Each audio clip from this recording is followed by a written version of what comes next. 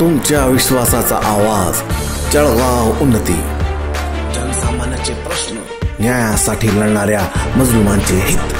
आम्ही नेहमीच तुमच्या सोबत। सत्याला वाचा फोडणारी बातमी, जलद आणि अचूक माहिती मिळवण्यासाठी जळगाव उन्नती न्यूजवर रहा अपडेट।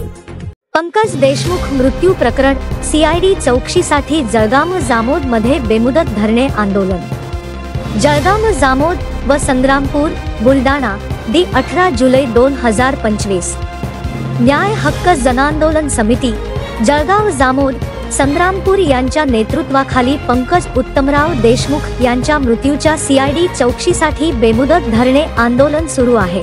जामोदमध्ये पंकज देशमुख यांच्या झालेल्या संशयास्पद मृत्यूबाबत दिनांक 14 जुलैपासून इथं बेमुदत धरणे आंदोलन सुरू आहे आणि आंदोलनाचा मुख्य उद्देश आहे की या जो प्रकार घडला पंकज देशमुखच्या या संशयास्पद मृत्यूसंदर्भात त्यांच्या त्या सगळ्या घटनेला न्याय मिळावा या अनुषंगानं उद्देश सुरू आहे। आणि तब्बल 2.5 महिने होऊन आणि विशेष बाबमध्ये या मतदारसंघाच्या आमदार विधानभवनात बोलून सुद्धा तर या प्रकरणाची सीआयडी जाऊन येऊ सुद्धा तर नक्कीच कुठे पाणी मुरलेलं आहे आणि या तळाशी जाणारा हा वेळ आलेली आहे। त्यामुळे आता हे बेमुदत आंदोलन संपल्यानंतर पुढची दिशा काय ठरेल, पण हे आंदोलन या पंकज देशमुख प्रकरणाला त्यांना न्याय मिळवण्यासाठी आम्ही जे काही न्याय हक्क समिती असेल किंवा त्या भागातली सगळी तालुक्यातील मंडळी असेल ते निश्चितच त्या पाण्यात पाठपुरावा करेल। आज आंदोलनाचा 5वा दिवस असून अद्याप शासनाकडून कोणतीही ठोस कारवाई झाल्याने आंदोलनकर्त्यांमध्ये संताप वाढला आहे।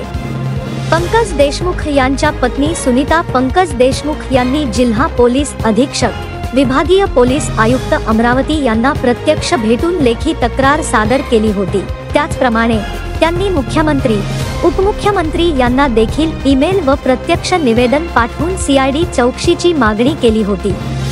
जिल्हाधिकारी उपविभागीय अधिकारी यांना निवेदनांची मालिकाच।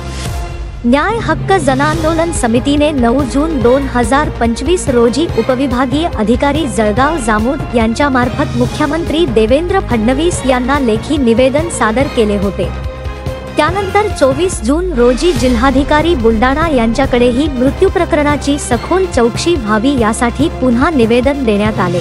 या मागणीला पाठिंबा देण्यासाठी जिल्ह्यातील अनेक सामाजिक संस्था संघटनांचे पदाधिकारी आणि जळगाव जामोद मतदारसंघातील आमदारांनी देखील विधानसभेत सीआयडी चौकशीची जोरदार मागणी केली होती। मात्र अजूनही प्रशासन शांत असल्याने आंदोलन अधिक तीव्र होत आहे। सामाजिक कार्यकर्त्यांची उपस्थिती, उपोषण सुरूच। आज बेमुदत धरणे आंदोलनाचा 5वा दिवस असून खालील प्रमुख कार्यकर्ते या आंदोलनात उपस्थित होते: विश्वासराव भालेराव, अभयसिंह मारोडे, रतन इंगळे, अमर पाचपोर, आशिष पायतोडे, मंगेश कातोरे, मोहसिन खान, सय्यद जुबेर पटेल, तुकाराम प्रवीण भोपळे, दत्ताभाऊ डिगरे, गजानन देवकर, कैलास भगत, गणेश डांबरे, गजानन देशमुख आणि इतर अनेक नागरिक। सर्व आंदोलनकर्त्यांचा निर्धार स्पष्ट आहे। 25 तारखेपर्यंत जर सीआयडी चौकशीबाबत सकारात्मक निर्णय झाला नाही तर हे उपोषण व आंदोलन अधिक तीव्र आणि जिल्हाभर पसरवले जाईल। शासनाच्या दुर्लक्षाविरोधात जनांदोलनाचा इशारा। जनतेचा रोष व आंदोलनाची व्याप्ती लक्षात घेता शासनाने तात्काळ पंकज देशमुख यांच्या मृत्यू प्रकरणात सीआयडी चौकशी जाहीर करणे अत्यावश्यक ठरते। अन्यथा न्याय हक्क जनांदोलन समितीच्या पुढील टप्प्यातील आंदोलनाने जिल्हा प्रशासनाला मोठ्या अडचणीत टाकण्याची शक्यता आहे। या प्रकरणाकडे उच्चस्तरीय लक्ष देण्याची गरज असून मृतकाच्या कुटुंबाला न्याय मिळावा हाच आंदोलनाचा प्रमुख हेतू असल्याचे संयोजकांनी स्पष्ट केले आहे। जळगाव उन्नती न्यूज, तुमच्या हक्काचा आवाज। आमच्या चॅनलला सबस्क्राइब करा आणि अशाच ताज्या व विश्वसनीय बातम्यांसाठी बेल आयकॉन दाबा।